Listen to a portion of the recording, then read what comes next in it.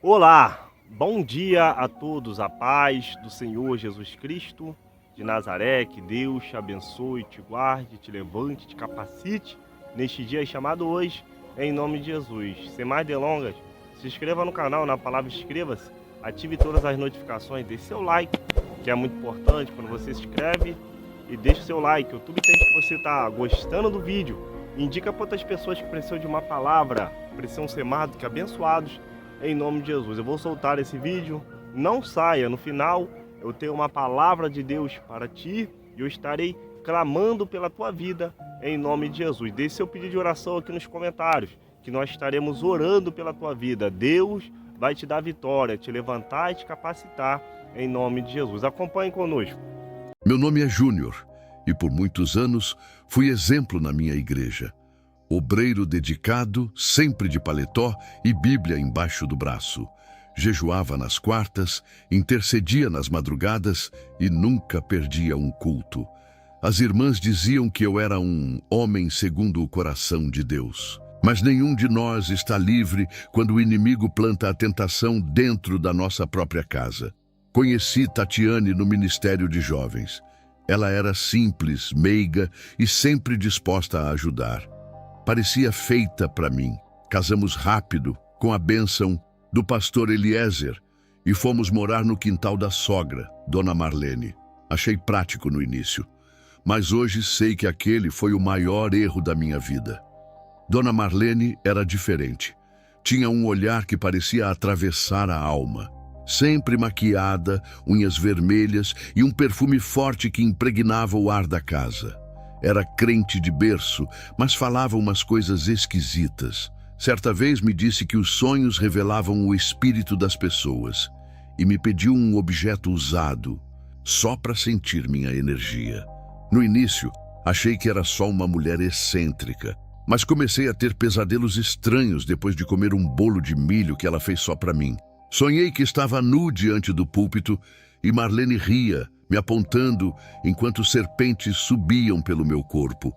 Tatiane dizia que a mãe era assim mesmo, espiritualizada, e que não era para dar ouvidos. Mas tudo piorou no dia em que vi Marlene acendendo uma vela atrás do fogão. Ela disfarçou, disse que era por causa da energia ruim da casa. Mas eu vi um nome escrito num papel queimando ali, e o nome era o meu. Mesmo assim, ignorei os sinais. Continuei minha rotina de igreja, mas algo em mim começou a mudar. Comecei a me irritar fácil, a perder a vontade de orar. Sentia um peso no peito quando tocava na Bíblia. Até que num domingo, ao sair do banho, vi Marlene me olhando fixamente pela fresta da porta. Ela não desviou o olhar, só sorriu. Naquela semana, sonhei de novo. Sonhei que estávamos sozinhos, eu e ela, numa sala vermelha, e ela me dizia: Tatiane, nunca vai te dar o que eu dou. Acordei suando, envergonhado, mas também excitado. Foi aí que comecei a justificar meu desejo como se fosse uma luta espiritual. Só que no fundo, já era queda. O primeiro toque foi sutil. Ela passou por mim e segurou meu braço por mais tempo do que o normal. A pele dela era quente, estranhamente quente. Eu gelei. Olhei para ela e ela sussurrou: Você é mais homem do que eu imaginava, Júnior. No culto daquele dia, enquanto o pastor falava sobre adultério, uma criança começou a chorar desesperadamente na igreja. Ninguém entendeu por quê, mas eu senti como se Deus estivesse me olhando. Eu suava frio, era como se o púlpito tivesse virado um tribunal. Eu me afastei da igreja por alguns dias, alegando cansaço, mas a verdade é que eu estava sendo devorado por dentro. Comecei a ver vultos de canto de olho. Um dia, ao me olhar no espelho, vi um rosto atrás de mim, um homem careca, de olhos vermelhos, sorrindo. Pisquei e sumiu. Marlene começou a aparecer cada vez mais no nosso pequeno apartamento. Trazia comida, colocava a mão no meu ombro quando Tatiane não estava. E quando minha esposa ia ao culto, ela ficava. Dizia que queria conversar, que precisava orar por mim. Eu deveria ter dito não. Deveria ter saído, mas não saí. Um dia, ela segurou minha mão e disse: "Você acha que isso tudo é pecado? Pecado é viver na mentira. Eu vejo o que você precisa."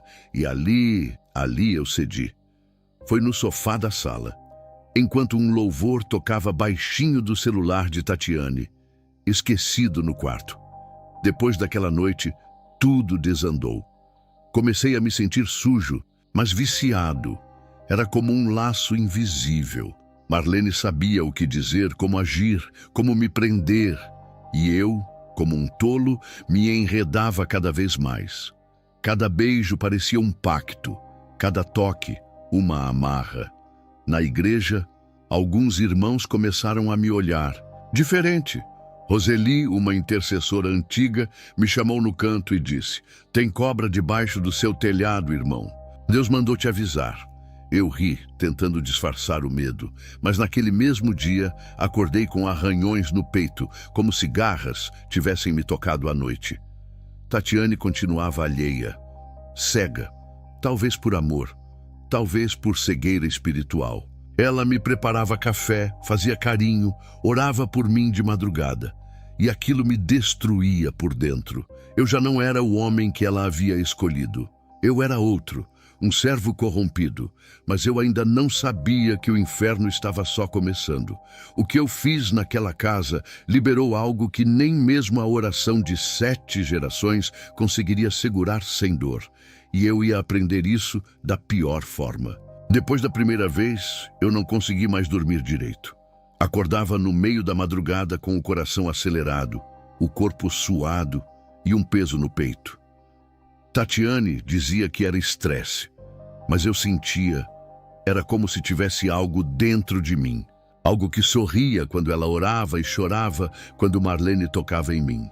Naquela semana, percebi que a casa da sogra tinha um cheiro diferente.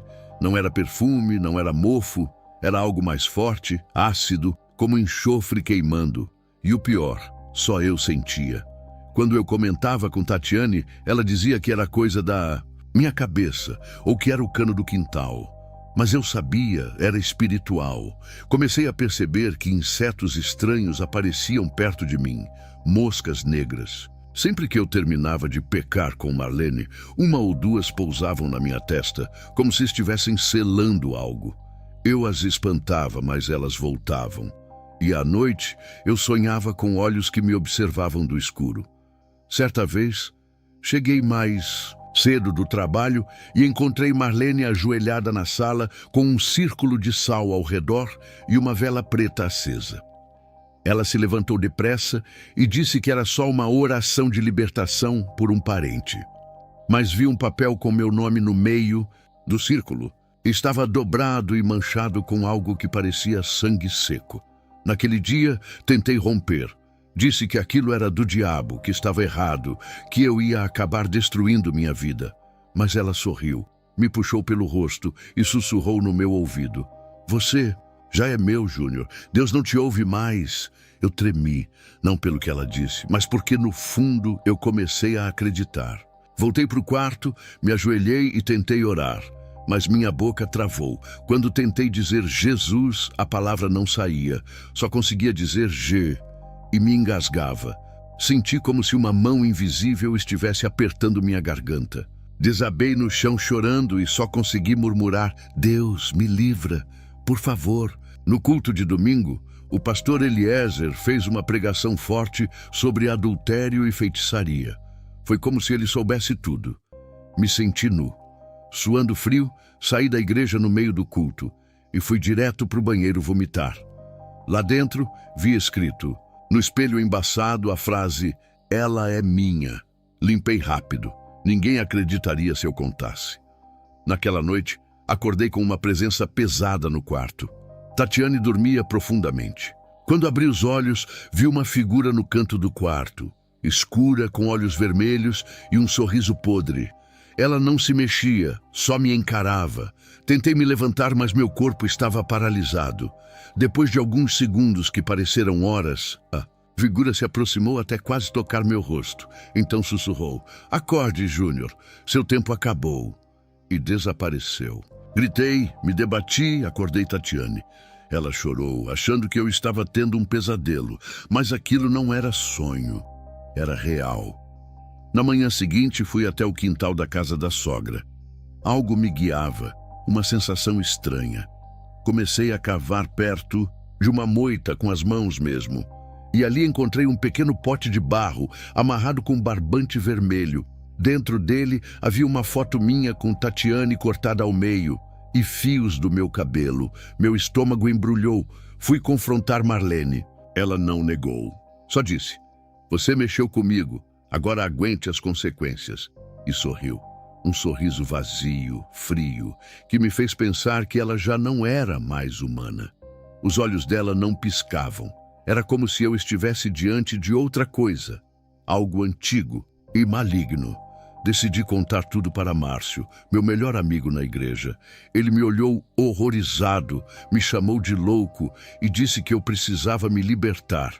Prometeu orar comigo. Mas naquela mesma semana, ele sofreu um acidente estranho. Caiu da escada da igreja e quebrou as 2 pernas. Nunca mais voltou a falar comigo. As visões pioraram. Comecei a ouvir vozes mesmo durante o dia. Vozes que diziam que minha fé era uma farsa, que Deus me abandonou.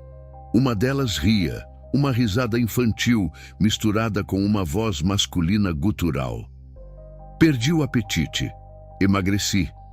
Minhas roupas começaram a ficar largas. Eu me olhava no espelho e não me reconhecia mais. Tatiane me confrontou. Disse que eu estava estranho, frio, distante. Tentou me abraçar, orar comigo, mas quando ela começou a orar em línguas, eu senti raiva. Raiva de um jeito que nunca tinha sentido antes. Tive vontade de gritar, de mandá-la calar a boca. E entendi que tinha algo dentro de mim que odiava a oração. Na semana seguinte, Roseli, a intercessora, teve um sonho. Disse que viu uma cobra enrolada no meu pescoço enquanto eu dormia. Uma cobra de olhos humanos e língua de mulher. Essa coisa quer te matar, irmão Júnior, mas ainda dá tempo. Ela chorava ao dizer isso, mas eu não consegui responder. Só baixei a cabeça. À noite, enquanto tentava dormir, senti uma mão fria deslizar pelas minhas costas. Virei achando que era Tatiane, mas ela dormia virada para o outro lado. Ao me virar de volta, ouvi no meu ouvido: "Você já me pertence." Me levantei gritando. Tatiane chorou de susto. E eu comecei a achar que estava ficando louco. Era como se algo estivesse se alojando dentro de mim. Um espírito que me dominava pouco a pouco. Eu tentava resistir. Lia o Salmo 91, mas a Bíblia caía das minhas mãos. Eu orava, mas uma parte de mim ria da oração. E no fundo, uma voz repetia: "Você foi marcado." Mas ainda assim eu não parava. Continuava vendo Marlene escondido. Continuava com o pecado. Porque apesar do medo, eu já estava viciado.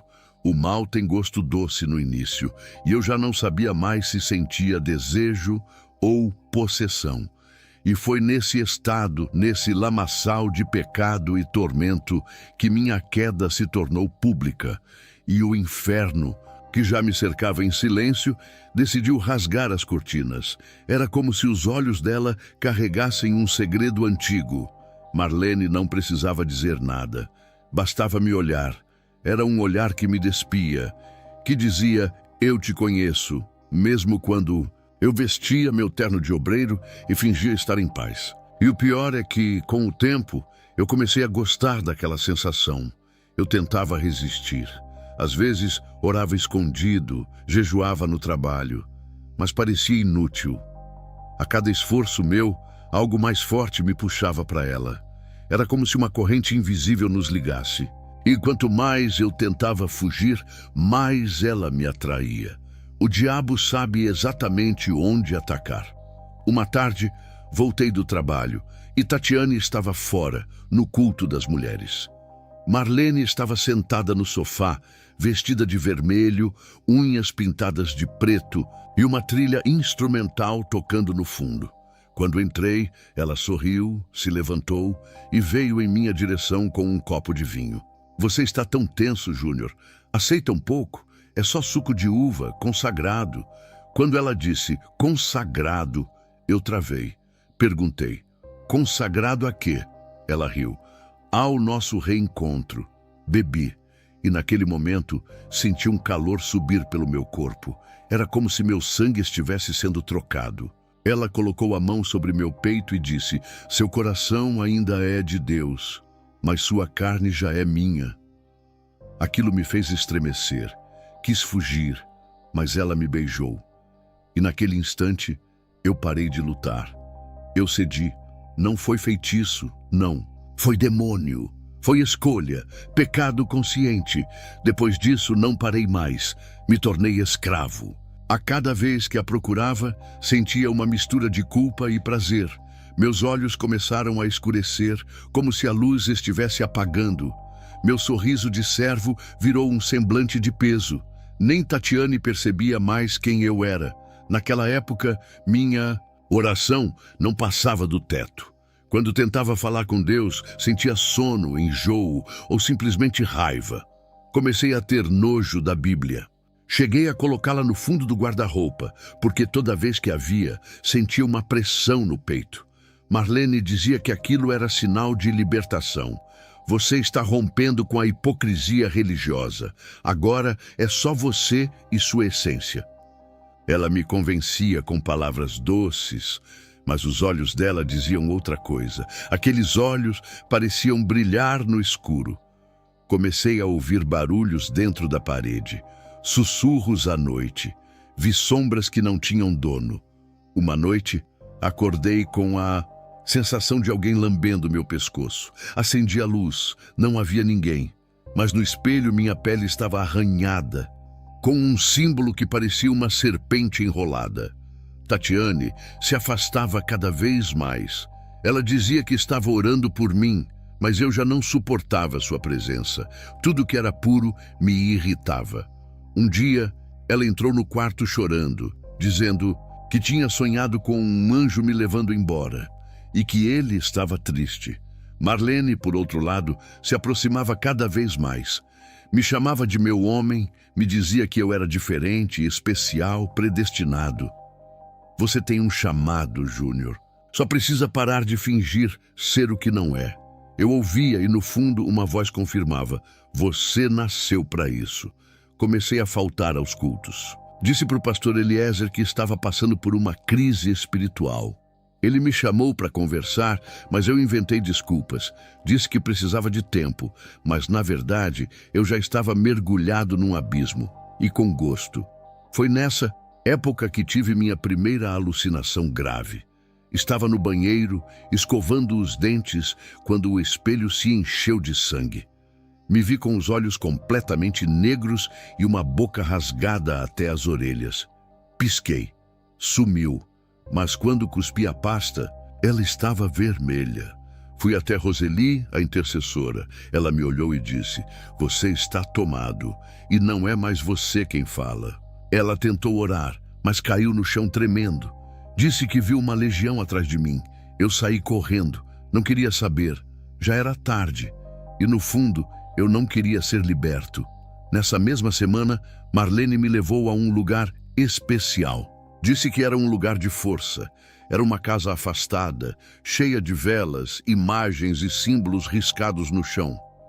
Havia um altar com uma caveira de boi e penas negras. Aqui você vai se transformar de vez. Ela me fez repetir palavras que eu não entendia. Disse que era só uma quebra de laços antigos, mas eu sabia. Era um pacto. Quando terminei, senti meu corpo tremer e minha visão escureceu por segundos. Naquele momento, ouvi uma voz dentro de mim dizer: agora você é meu. Naquela noite, sonhei que estava preso num porão. Correntes me prendiam e Marlene dançava ao redor com uma vela na mão. Uma voz dizia: aceite seu destino. E eu aceitei. Acordei sorrindo. Pela primeira vez em semanas, dormi bem. Mas Deus não desiste de seus filhos, e Ele ia permitir que a verdade viesse à tona, de forma brutal, pública e humilhante. Porque o pecado escondido sempre explode, e o meu explodiu no altar da própria igreja. Eu continuava sendo chamado de obreiro júnior, ainda subia no altar, ainda impunha as mãos sobre pessoas quebradas, orava em nome de Jesus e aconselhava casais destruídos. E tudo isso enquanto deitava com a mãe da minha esposa. No fundo, eu sabia que cada palavra que saía da minha boca era um insulto ao céu. Mas o orgulho me cegava. O prazer de ser visto como um homem de Deus alimentava meu ego. E quanto mais sujo eu ficava por dentro, mais limpo eu fingia ser por fora. No culto de ceia daquele mês, peguei o microfone para pregar. A igreja estava lotada. Quando abri a Bíblia, ela caiu sozinha das minhas mãos no chão. Ninguém entendeu, mas eu vi. Vi as páginas virando sozinhas, como se alguém estivesse passando.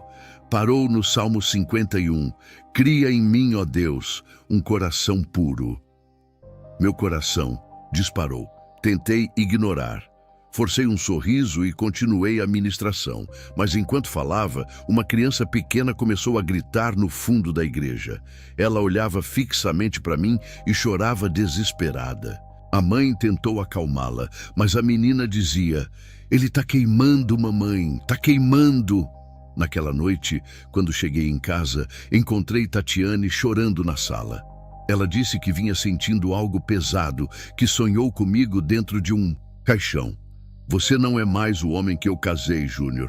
Você não ora mais, não toca mais em mim, não me ama." Eu fiquei em silêncio, porque tudo que ela dizia era verdade. No quarto, ajoelhado, tentei orar, mas minha boca travava. De novo, senti como se um pano quente tivesse sido enfiado na minha garganta, e então ouvi passos. Abri os olhos. A porta estava entreaberta, e atrás dela, Marlene me observava. Ela sussurrou: "Não adianta resistir. Agora você é um de nós." A partir daquela semana, comecei a ver vultos durante os cultos. Atrás do pastor, no canto, do púlpito, perto do teclado. Sempre a mesma silhueta, alta, magra, com olhos vermelhos brilhando. Uma noite ouvi a voz dela atrás do meu ouvido durante o louvor: "Continue pregando, servo do diabo." Me sentia sujo, mas também me sentia poderoso, como se estivesse vivendo entre dois mundos, o sagrado e o profano. Era como um pacto silencioso, e o altar virou um palco de hipocrisia. Tatiane começou a desconfiar. Um dia, enquanto eu saía do banho, deixou cair o celular sem querer.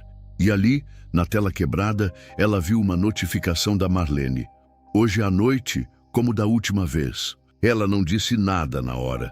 Só engoliu em seco e saiu. Naquele domingo, a igreja promoveu um culto de revelação. Vários irmãos começaram a orar em línguas, a profetizar, a chorar.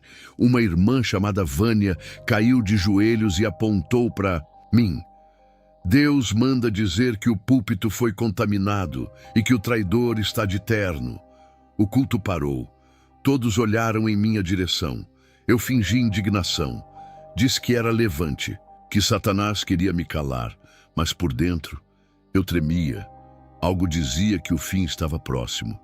Naquela madrugada, tive o pior pesadelo da minha vida. Estava no púlpito, pregando, e o teto da igreja se abriu. Do céu, caiu uma figura gigantesca, de olhos como carvões acesos e garras de ferro. Ele me agarrou pelo pescoço e disse: "Você zombou de Deus diante da casa dele." E me arremessou num lago de fogo. Acordei gritando. Tatiane entrou no quarto desesperada. "O que foi?" "Isso?" Eu chorei. Pela primeira vez em anos, chorei como uma criança. Disse que estava com medo, que algo estava errado, que estava ouvindo vozes, mas não confessei. Eu ainda queria manter o pecado escondido. No outro dia, Marlene apareceu com um colar estranho no pescoço. Disse que era uma proteção espiritual. Quando encostou em mim, senti um choque. Literalmente, meu braço tremeu.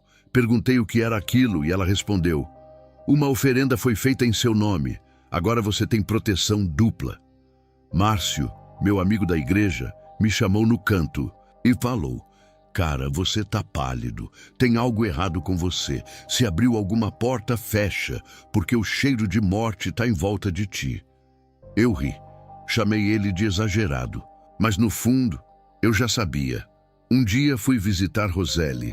Quando entrei na casa dela, ela começou a passar mal. Disse que não conseguia respirar, que minha presença estava espiritualmente podre.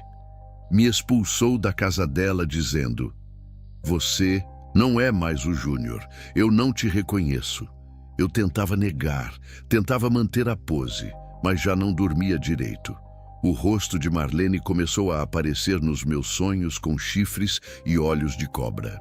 Às vezes, eu acordava e sentia o cheiro do perfume dela no travesseiro, mesmo sem ela ter estado ali. Tatiane, cada vez mais desconfiada, começou a seguir os meus passos. E foi aí que o inevitável aconteceu. O segredo que eu achava estar enterrado ia ser exposto diante de todos. E não seria apenas uma descoberta, seria um terremoto. Porque quando o pecado é escondido por muito tempo, Deus expõe com violência. Eu achava que conseguia esconder. Achava que a máscara era grossa o suficiente. Que o sorriso ensaiado e as orações ocas me protegiam. Mas o pecado não se cala. Ele apodrece tudo por dentro e um dia vaza. No meu caso, ele explodiu na cara da igreja inteira. Tudo começou numa noite de quarta-feira. Tatiane chegou mais cedo do culto, em silêncio. Trazia os olhos vermelhos, mas não falou nada. Apenas me abraçou e disse: "Fica tranquilo, já tá tudo certo." Aquilo me gelou por dentro, porque ela não estava calma, estava fria. E olhar nos olhos dela era como encarar um espelho quebrado. Na manhã seguinte, a bomba estourou. Pastor Eliezer me chamou no gabinete com o presbitério. No centro da mesa, um celular. As mensagens trocadas com Marlene estavam ali. Fotos, vídeos, gravações de voz, tudo.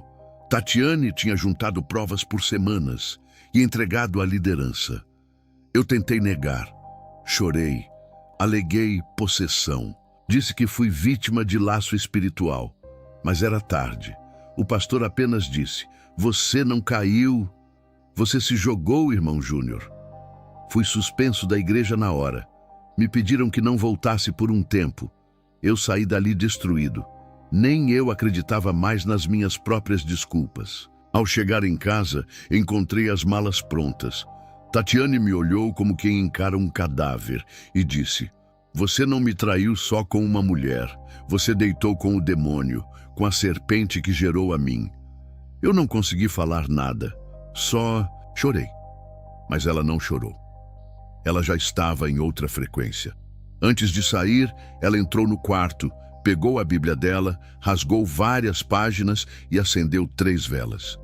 Fechou a porta, ajoelhou-se no chão e começou a falar coisas que eu não entendia. Ela cuspia as palavras, os olhos vidrados. Ao terminar, pegou o batom e escreveu no espelho: "Agora é entre você e os espíritos." Naquela noite, a casa ficou gelada.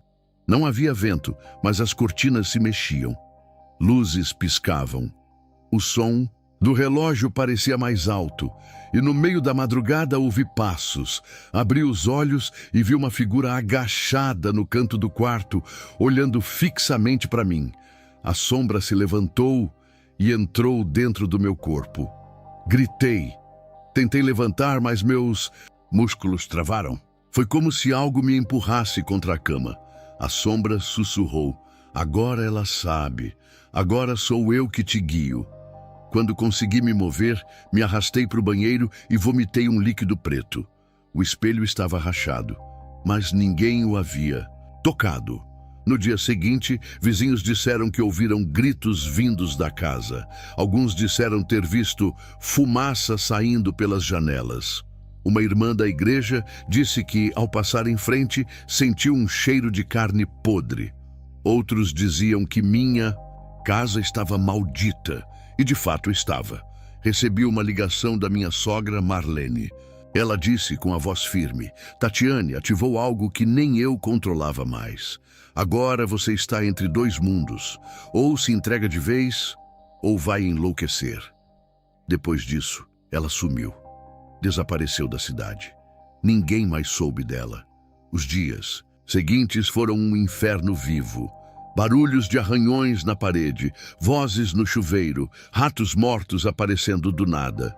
Eu perdi o emprego. Fui acusado de assédio por uma colega, sem nunca ter encostado nela. Meu nome virou maldição. Era como se tudo ao meu redor apodrecesse.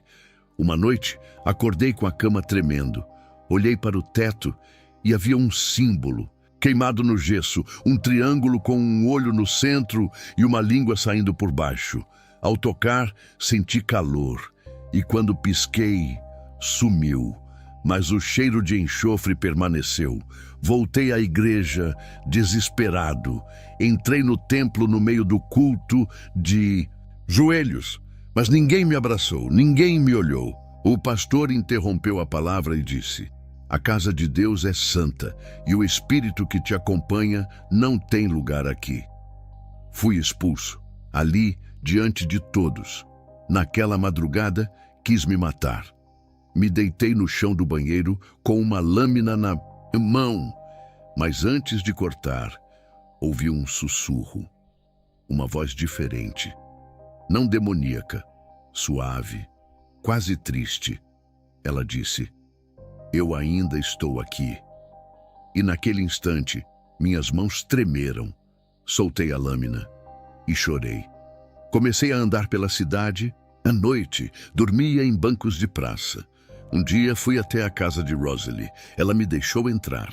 Me deu um prato de sopa e disse: Você está sujo, mas não está morto. Deus ainda pode te restaurar. E orou por mim. Aquela foi a primeira oração que ouvi sem sentir raiva em meses. Passei a jejuar sozinho, longe da igreja, só com uma Bíblia rasgada e um coração em ruínas. Eu gritava no quarto: Se o Senhor ainda me quer, fala comigo, me mostra que ainda existe salvação para um traidor como eu. Mas a resposta parecia não vir. Até que numa noite tive uma visão. Estava numa sala escura, ajoelhado, e uma mão perfurada tocava meu ombro. Uma voz disse: Você não está limpo, mas ainda está vivo, e isso significa que ainda tem chance. Acordei aos prantos. Foi aí que entendi. Minha luta não era mais com Marlene, nem com Tatiane, nem com os demônios.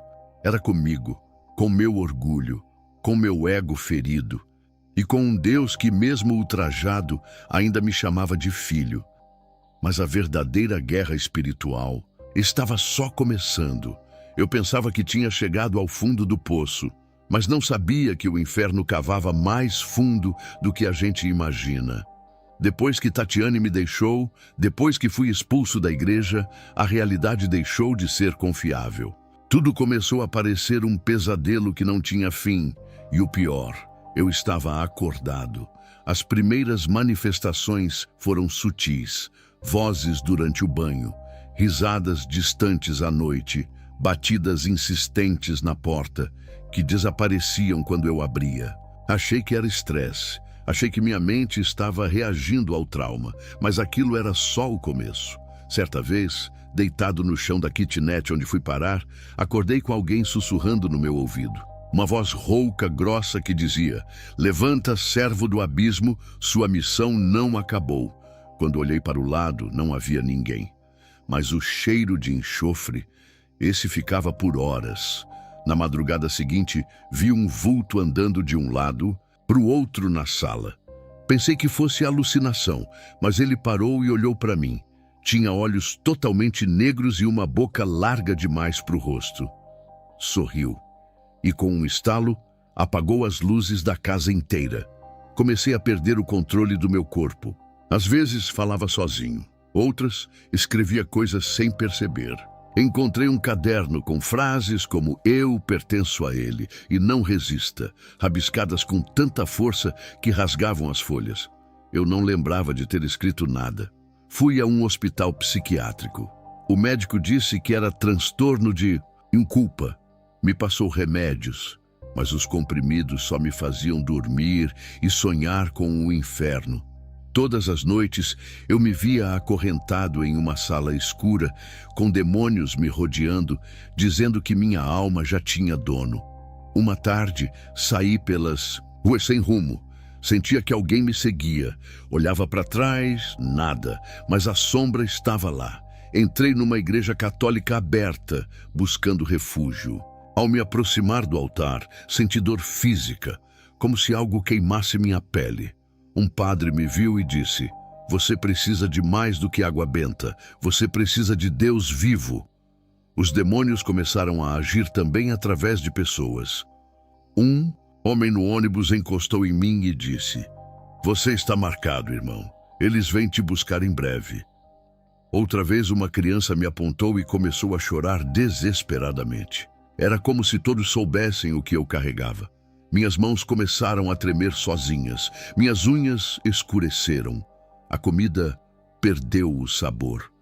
O espelho da minha casa rachou 3 vezes, sem ninguém encostar.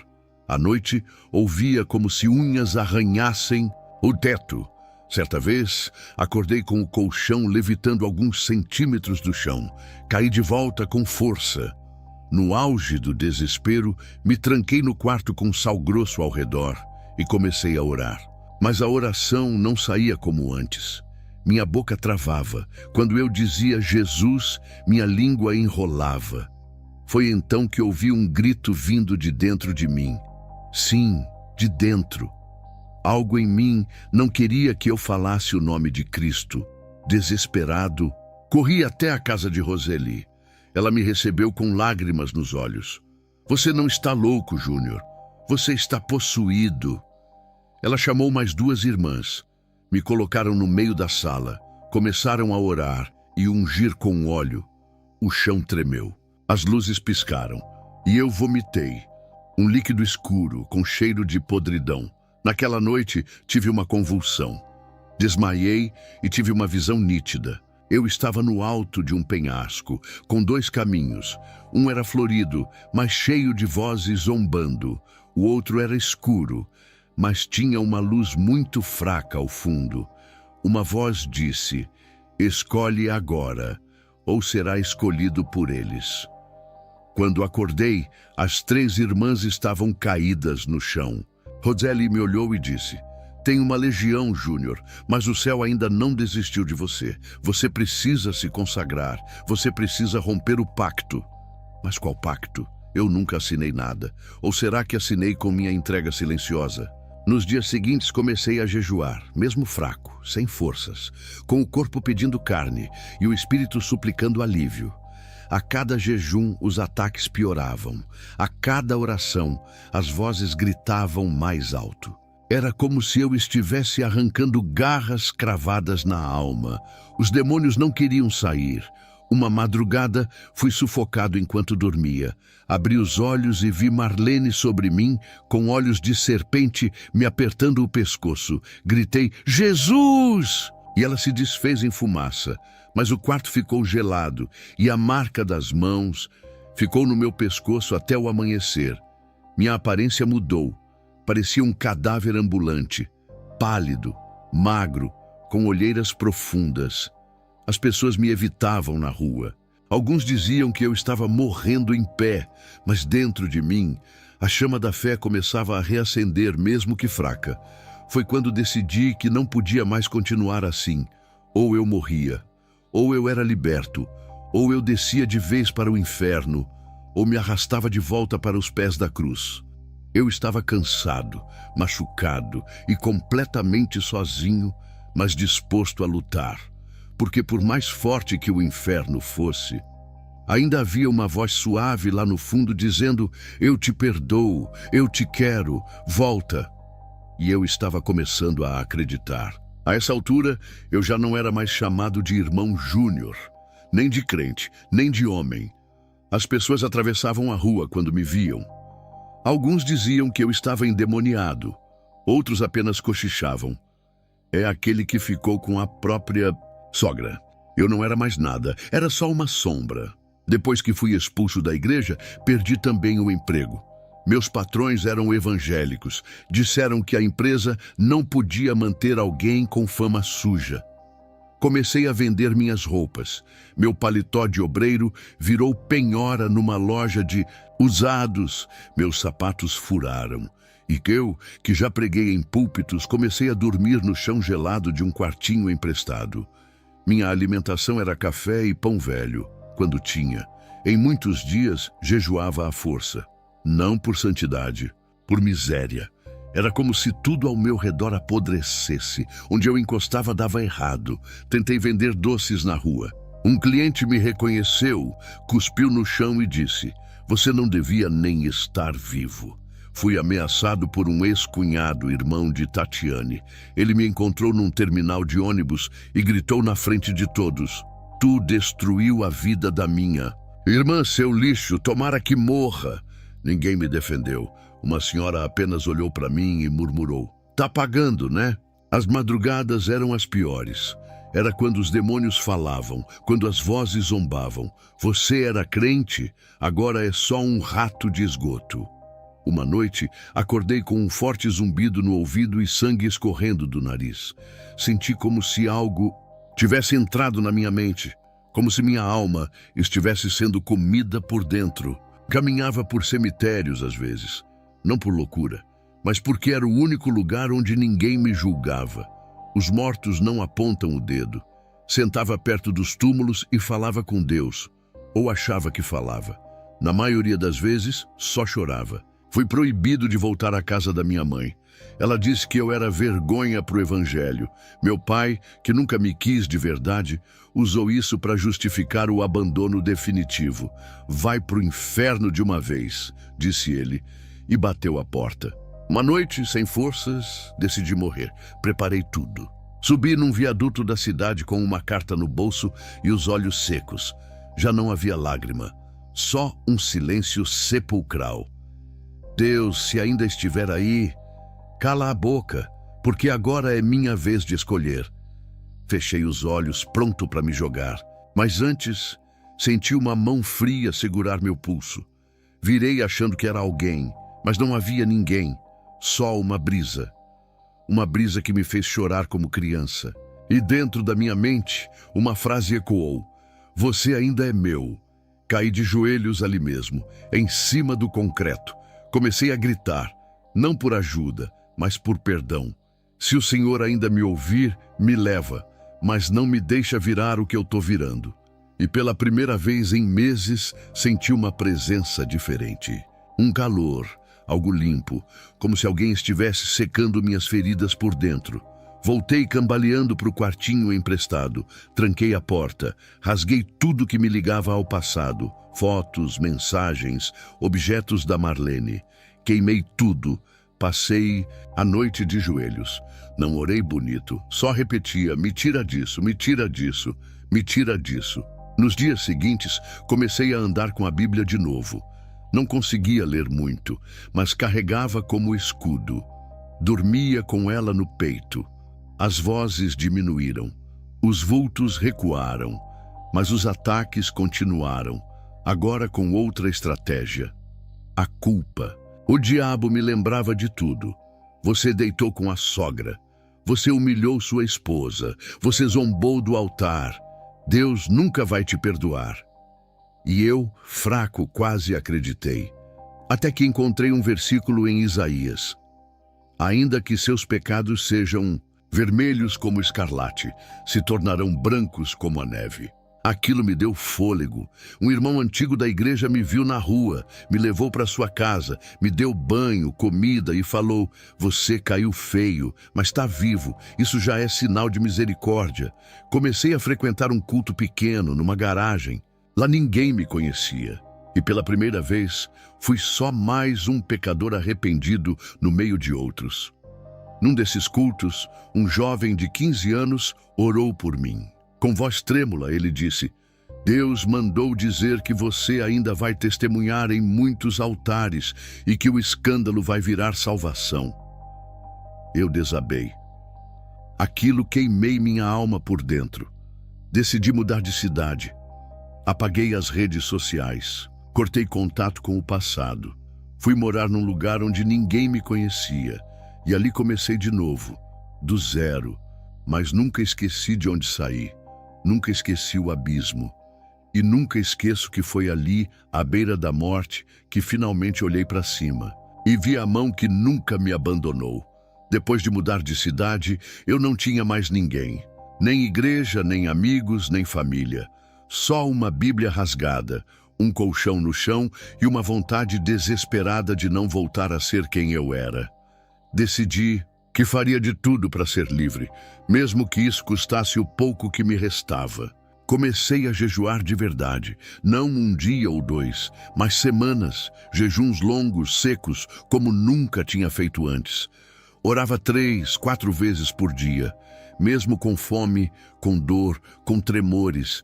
Queria que Deus ouvisse, queria mostrar que eu ainda acreditava, que Ele ainda podia me salvar. Nos primeiros dias senti paz, silêncio, uma falsa calmaria. Mas depois o inferno respondeu. Comecei a ver vultos de novo, só que mais agressivos.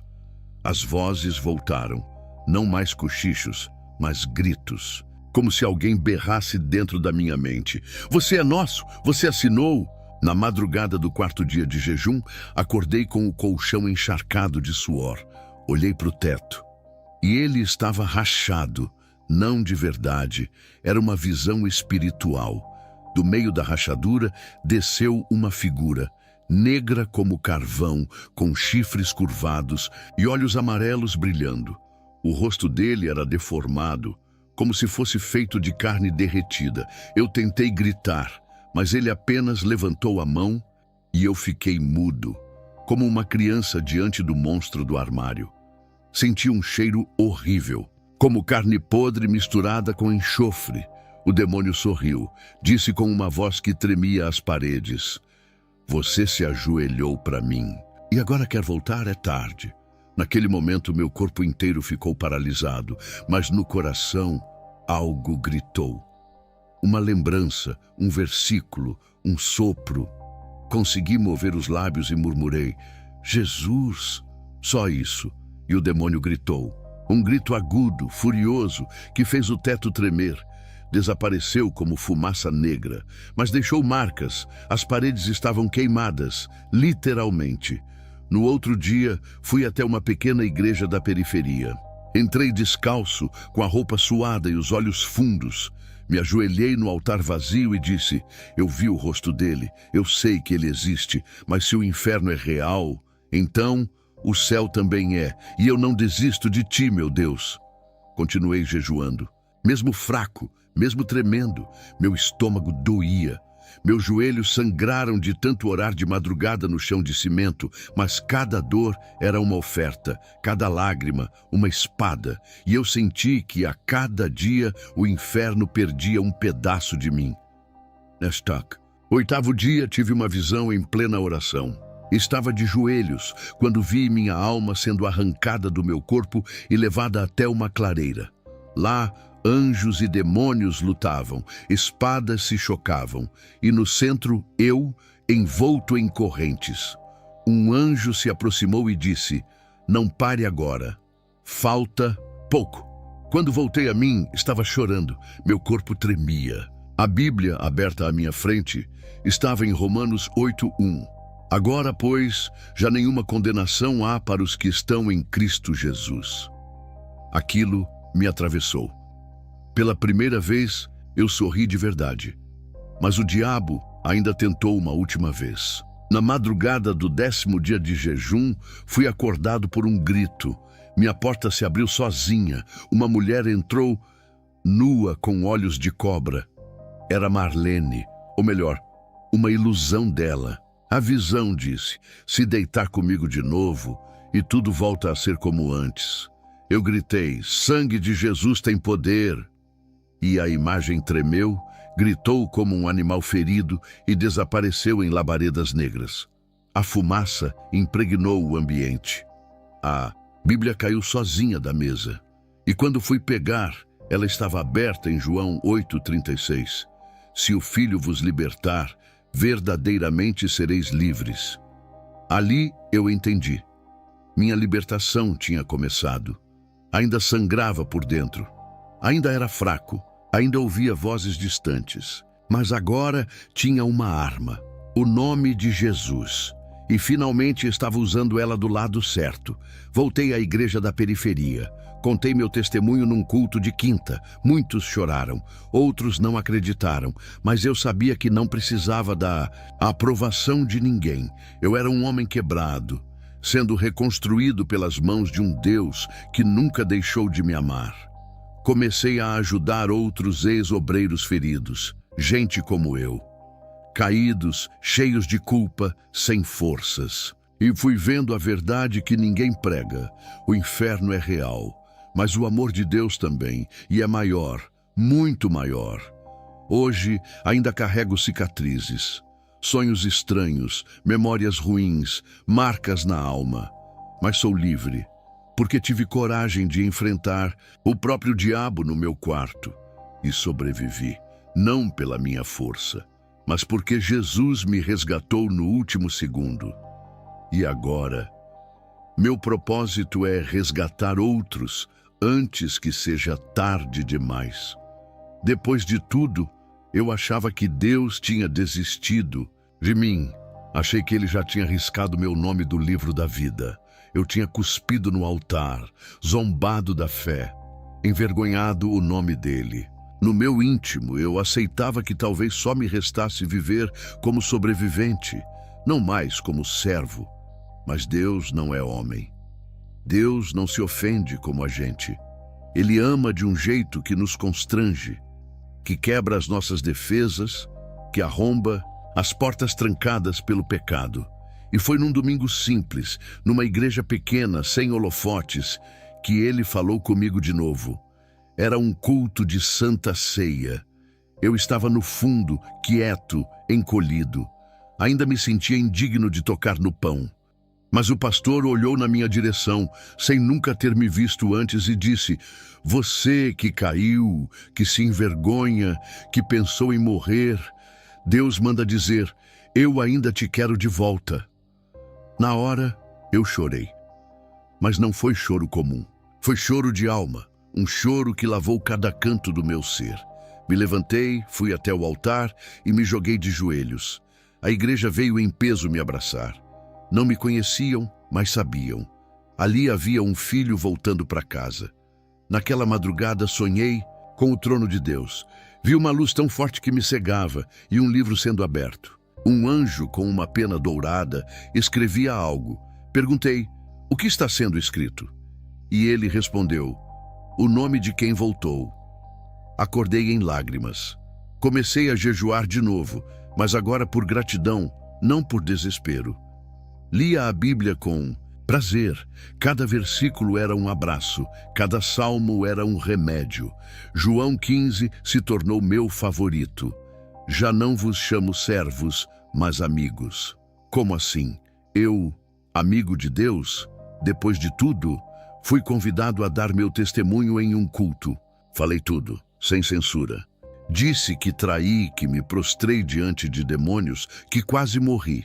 E quando terminei, um jovem veio até mim chorando e disse: "Eu ia me matar hoje, mas sua história me salvou."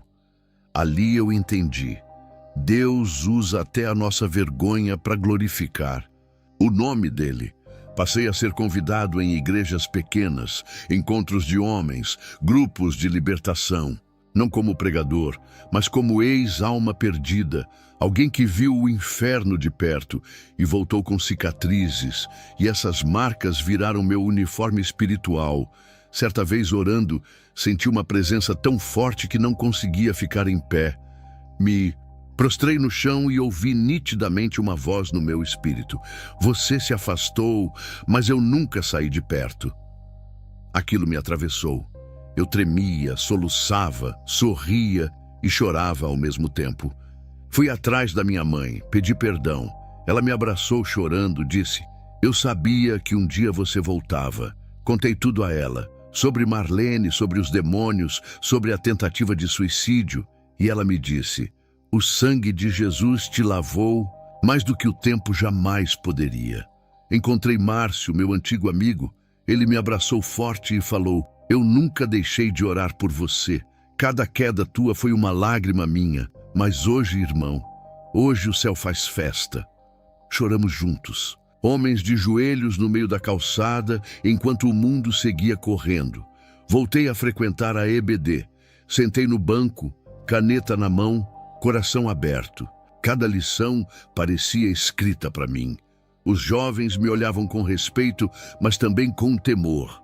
Não porque eu era especial, mas porque viam alguém que foi até o abismo e voltou dizendo que Jesus ainda salva.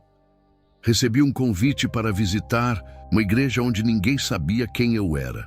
Durante o louvor, a líder se aproximou e disse: Deus está te devolvendo a autoridade que o pecado arrancou, mas desta vez ela virá com humildade.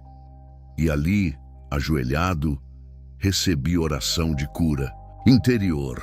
Voltei a ter sonhos proféticos. Vi jovens se libertando. Vi ex-presidiários adorando. Vi prostitutas chorando no altar. E em todos os sonhos eu estava no fundo. Não como destaque, mas como intercessor. Eu havia perdido tudo, mas Deus estava me devolvendo tudo, do jeito certo. Recebi um emprego novo num lugar onde ninguém conhecia meu passado. Me tornei líder de célula, mas desta vez sem soberba, sabendo que cada palavra minha carregava o peso de uma segunda chance e que cada pessoa caída ao meu redor era alguém que Deus podia levantar também. Fiquei sabendo que Tatiane se mudou para o exterior, está bem, em paz. Marlene, dizem que enlouqueceu. Vive trancada, dizendo que ouve vozes. Não sinto ódio. Oro por elas. Porque hoje eu entendo que minha guerra nunca foi contra carne ou sangue, mas contra o inferno, que se alojou dentro da minha própria alma. E se hoje estou aqui, é porque Jesus me puxou com a mão ensanguentada dele. Porque ninguém mais queria tocar em mim, mas ele tocou. Porque ninguém mais me chamava de filho, mas ele chamou. E eu voltei, não perfeito, mas salvo. Hoje eu ando de cabeça erguida, não porque sou perfeito, mas porque fui perdoado. O homem que um dia se ajoelhou diante da tentação, hoje se ajoelha apenas diante de Deus. E tudo isso que vivi, tudo que passei, me deu uma certeza. O mal não bate na porta vestido de capeta. Ele entra pela janela do costume. Demorei muito para entender que o inferno não começa com possessão. Ele começa com um pensamento, com um toque, com um desejo mal resolvido, com um não tem nada a ver. E no meu caso, começou com a liberdade que eu dei à minha própria sogra, dentro da minha casa. Marlene parecia só uma mulher vaidosa, mas por trás dos panos fazia rituais, consagrações e trabalhos de magia. Eu, como homem da casa, deveria ter protegido minha esposa espiritualmente, mas fechei os olhos. Aceitei o jeitinho esotérico dela como se fosse só uma fase. E ali, deixei a porta aberta. A Bíblia diz que um pouco de fermento leveda toda a massa. E foi isso, um pouco de sensualidade, um pouco de silêncio, um pouco de omissão. E quando percebi, o inferno já estava morando no quarto de visitas. E minha alma já estava sendo arrastada. Não estou dizendo que toda sogra é bruxa, mas estou dizendo que você precisa vigiar quem você permite ter autoridade dentro do seu lar. Não aceite presentes sem discernimento. Não deixe orações estranhas acontecerem em nome de proteção. Nem tudo que parece espiritual vem do Espírito Santo. Vi crentes carregando pedras no pescoço, fazendo mapas astrais, lendo horóscopos, fazendo simpatia com ramos e sal grosso. Isso é brecha, isso é laço, isso é entrada para o inferno disfarçada de tradição. O diabo ama quando a igreja se torna mística em vez de santa. Hoje eu vejo como o engano foi sutil. O diabo nunca me disse: vem, vamos ao inferno. Ele só disse: relaxa, você merece. Ele não mostrou chifres, ele mostrou afeto, palavras doces, uma mulher madura que me elogiava. e quando percebi, já estava preso numa teia. O preço da minha queda foi alto. Perdi minha esposa, minha reputação, minha saúde, minha dignidade, e quase perdi minha alma, e tudo por achar que minha santidade me fazia imune. Mas hoje eu sei. Quem está em pé, cuide para que não caia. Se você está ouvindo isso e sua casa está estranha, se há peso espiritual, pesadelos, brigas sem motivo, objetos caindo, crianças doentes sem diagnóstico, não ignore. Ore, jejue, consagre seu lar, porque pode ser mais do que parece. Muitas casas estão sendo destruídas por práticas escondidas, por mães que fazem benzimentos de netos, por tias que acendem vela em nome de ancestrais, por esposas que colocam amarrações no travesseiro do marido. Isso é sério. O diabo não precisa de convites longos, um sussurro já basta. Mas também deixo um aviso para o inferno. A minha alma já tem dono. O nome dele é Jesus Cristo. E cada vez que oro, o céu se move. Cada vez o que jejuo, um demônio perde força, porque agora eu sei quem eu sou e para quem eu pertenço. Eu poderia ter morrido, poderia ter enlouquecido, mas Deus me preservou. E hoje tudo que tenho é para glorificar o nome dele. Cada pregação minha é um soco no inferno. Cada testemunho meu é uma denúncia do mundo espiritual. Tatiane nunca mais voltou. Marlene, soube que hoje vive trancada, falando sozinha, gritando com o escuro. Não desejo o mal, oro por elas, porque só quem viu o diabo de perto entende o valor da salvação. Hoje sou líder de libertação numa igreja humilde, mas cheia do Espírito Santo. A gente ora, jejua, expulsa, ensina, porque aprendi na dor que a verdadeira guerra do crente não é contra carne nem sangue, mas contra os principados e potestades. E se você caiu, se sujou, se desviou, não pense que acabou. Ainda dá tempo, Deus ainda te quer de volta. Se Ele restaurou um homem como eu, Ele pode restaurar você, mas vigia, porque a bruxaria não bate na porta com vassoura e caldeirão. Às vezes, ela vem vestida de parente e entra quando você para de orar. Vimos aí mais um vídeo neste dia chamado hoje. Antes de orar pela tua vida, eu quero deixar uma palavra para o seu coração. Você que me vê, me ouve, a cada internauta, a cada inscrito e não inscrito do canal, eu tenho uma palavra de Deus para ti, neste dia chamado hoje. A Bíblia diz em Lucas, capítulo de número 1, versículo de número 37, vai dizer: porque para Deus nada é impossível aos olhos do Senhor. Ei, não sei o que você está passando, não sei o que você está precisando neste dia chamado hoje, mas uma coisa eu sei: para Deus nada é impossível. O Evangelho de Mateus 24, verso 35 vai dizer que passarão os céus e a terra, mas as suas palavras não irão de passar. O Senhor é justo, é fiel, magnífico príncipe da paz. E quando Ele protege o seu povo, quando Ele protege você da batalha, Ele diz: e pelejarão contra ti, mas não prevalecerão. Esta guerra, esta batalha que você está vivendo, Deus entrará na tua causa neste dia chamado hoje.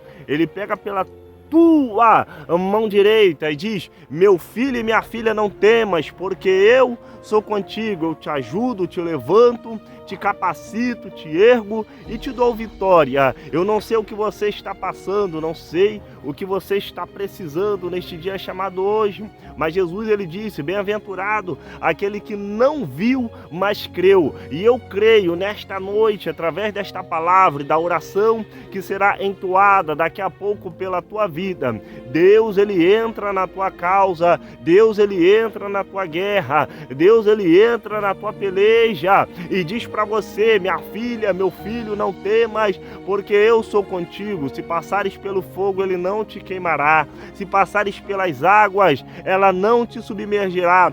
problemas, dificuldade. Quem nos separará do amor de Cristo? O diabo, ele se levanta de todos os lados, da esquerda, da direita, da retaguarda, com ataques, calúnias, inveja, fofoca, disse-me-disse contra você, contra a tua casa, contra a tua família. Ei, você que está me ouvindo do outro lado da tela, Deus manda te dizer nesta hora, essa tristeza profunda que você está vivendo, essa depressão que você está passando nesta hora, Deus, ele pega pela tua mão direita e desenvolve um sobrenatural sobre a tua vida, em nome de Jesus. Eu quero orar pela tua vida, em nome de Jesus. Deixe seu pedido de oração, que nós estaremos orando pela tua vida, em nome de Jesus. Vamos orar. Pai nosso que estás no céu, santificado seja o seu nome, venha a nós o seu reino, seja feita, meu Pai, a sua vontade, assim na terra também como no céu. Pão nosso de cada dia vos dai hoje. Perdoa, meu Pai, as nossas dívidas, assim como nós perdoamos os nossos devedores. Não nos deixe cair em tentação, mas livrai-nos do mal. Pois teu reino é o poder, a honra e a glória seja dada para sempre. Bendito Deus, poderoso, magnífico, eterno, bondoso Pai. Pai Celeste, neste dia chamado hoje, quero eu louvar, engrandecer e exaltar ao teu nome, porque só o Senhor é digno de toda honra, glória, também louvor, toda a majestade seja dada ao Senhor. Perdoa, meu Pai, por atos, falhas, palavras, pensamentos, porque, meu Pai, somos pecadores, falhamos, pecamos contra Ti, mas a Tua graça e a Tua misericórdia, ela está na minha vida e na vida dos Teus servos que vão ver e ouvir esta oração. Entra com providência, trabalha do alto da cabeça à planta dos seus pés, vai cortando todo o laço do adversário, toda seta, meu Pai, do inimigo que se levanta, Senhor amado, das profundezas dos infernos, para tentar parar, enganar, iludir os teus filhos com falsas promessas. O inimigo, ele se levanta, Senhor amado, Deus, de todos os lados. A tua palavra diz que ele ronda ao nosso derredor, buscando a quem possa tragar, mas o Senhor está ao nosso redor para nos ajudar, nos proteger, nos levantar e nos capacitar, porque o Senhor não levanta capacitados, mas sim capacita os seus escolhidos. Eu quero lhe pedir nesta hora que o Senhor venha tocar, que o Senhor venha, meu Pai amado, jogar todo o espírito de doença por terra. A cada, meu Pai, pedido de oração nesta hora, eu quero, meu Pai, lhe entregar nas tuas mãos. Deus Todo-Poderoso, de amor e bondade, eu creio, meu Pai, na tua palavra, que ela é viva e eficaz em nossos corações.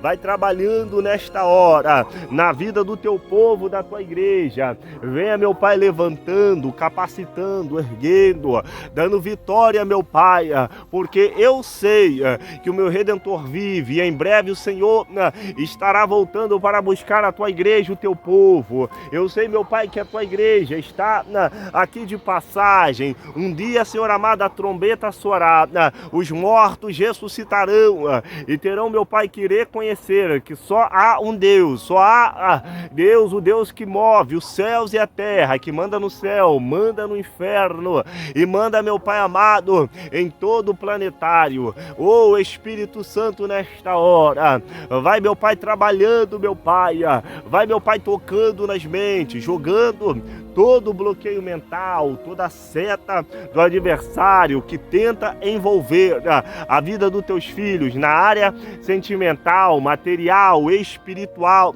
nas suas áreas financeiras. Deus Todo-Poderoso, eu te peço nesta hora, nos envolve, meu Pai, com a tua glória.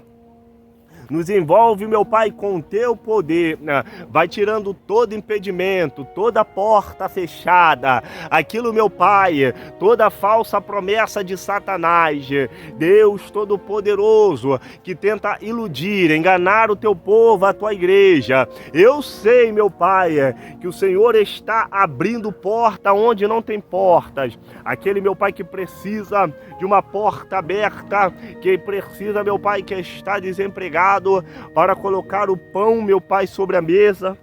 Eu te peço, meu Pai, nesta hora, vai visitando vai quebrando, meu Pai, todo o laço do adversário.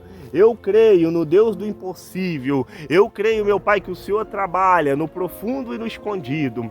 O inimigo, ele pode até dizer, né, que não tem jeito, não tem solução, né? Ele pode até gritar lá do inferno, dizendo: ei, né, eu frustrei teus sonhos, eu frustrei os teus objetivos, mas eu creio num Deus que não falha. Eu creio num Deus de promessa. E quem tem promessa, meu Pai, o Senhor cumpre, porque o Senhor não é homem para que minta, e nem filho do homem para que se arrependa. O Espírito Santo da verdade, Deus Todo-Poderoso, em nome de Jesus Cristo de Nazaré, a tua glória nos envolve, a tua glória nos fortalece, porque eu creio que eu posso todas as coisas naquele que me fortalece.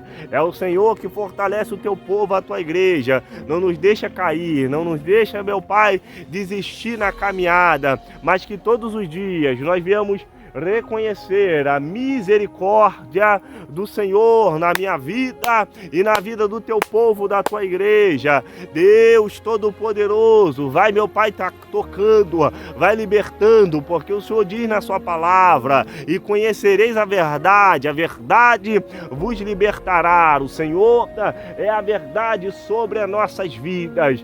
Ô Espírito Santo, eu não te peço prata também, não te peço ouro, mas o que eu te peço, meu Pai, revestimento do teu Espírito Santo. Vai me revestindo do alto da cabeça à planta dos meus pés, Senhor amado, porque a nossa luta não é contra a carne, também não é contra o sangue, mas sim contra principados, potestades, levantes que se levanta, meu Pai, das profundezas do inferno. Deus Todo-Poderoso, em nome de Jesus Cristo de Nazaré, Deus, aqueles que estão, meu Pai, deitados numa cama nesta hora, tristes, desanimados, cabisbaixos, precisando do levante espiritual, precisando, meu Pai, de uma injeção de ânimo, vai visitando nesta hora. Ô Espírito Santo, eu creio na tua palavra. Ô Espírito Santo, que o Senhor venha nos dar, meu Pai, sabedoria, entendimento da tua palavra, mais visão espiritual, para nós enxergarmos, meu Pai, avante, não nos deixa retroceder, porque o retrocedimento nos faz olhar para o abismo, e o Senhor diz, meu Pai, que um abismo chama outro abismo, não pode um cego guiar o outro. Nos dê, meu Pai, visão espiritual, nos dê, meu Pai, visão de águia, para nós enxergarmos o além. Deus Todo-Poderoso, em nome de Jesus Cristo de Nazaré, que nesta tarde, nesta manhã, o Senhor venha tocar, Senhor, o Senhor venha levantar, venha capacitar os teus servos, venha, meu Pai, levantando, venha, meu Pai amado, tocando, venha liberando, meu Pai, o teu sobrenatural. Deus Todo-Poderoso, através desta palavra, através desta oração, através desta profecia, meu Pai, que está sendo proferida sobre a minha boca, eu creio, ô Espírito Santo, que o Senhor está liberando dos altos dos céus, Senhor amado, unção sobrenatural para encher, meu Pai, para capacitar o morto, meu Pai, vai sair vivo espiritualmente, o fraco vai sair fortalecido, o doente vai ser curado, o Espírito Santo triste vai sair alegre, o depressivo, meu Pai, vai sair regozijando da tua presença. Todo bloqueio mental, o Espírito Santo, toda seta do adversário nesta hora, vai visitando, meu Pai, a cada inscrito e não inscrito, meu Pai, do canal. Deus, aqueles que fazem parte de outras regiões do Brasil e do mundo, de Minas Gerais, Santa Catarina, do Rio de Janeiro, onde eu resido, vai visitando nesta hora todo o povo, meu Pai, Deus Todo-Poderoso, do Amapá, do Macapá, de Brasília, de Tocantins, da Bahia, Fortaleza, Ceará, operar. Visita, meu Pai, teus filhos nesta hora. Eu creio, meu Pai, e eu acredito no mover do teu Espírito Santo, levantando teus servos e servas tuas, dando vitória, porque eu sei que nenhuma condenação há para aqueles que estão em Cristo Jesus, e nós estamos, meu Pai, firmes na tua promessa, firmes na promessa do Senhor. O Senhor dará vitória e levantará um povo forte, levantará um povo verdadeiro, um povo guerreiro que vai guerrear até o final desta caminhada. Deus Todo-Poderoso, que as bênçãos e as janelas do céu venham estar abertas, e aquilo, meu Pai, que tenta atacar, aquele ataque, meu Pai, espiritual, que venha tirar a ligação dos teus filhos nesta hora, que seja, meu Pai, repreendido e jogado por terra. Espírito Santo, renova o teu povo, toca no interior, no exterior nesta hora, vai tirando, meu Pai, toda a separação, todo o casal, todo o espírito, meu Pai amado, maligno, que tenta entrar nos relacionamentos, nas famílias, nas casas. Senhor amado, a cada família representada aqui, meu Pai, através desta oração, eu lhe entrego nas tuas mãos. Entra, meu Pai, com o processo de libertação.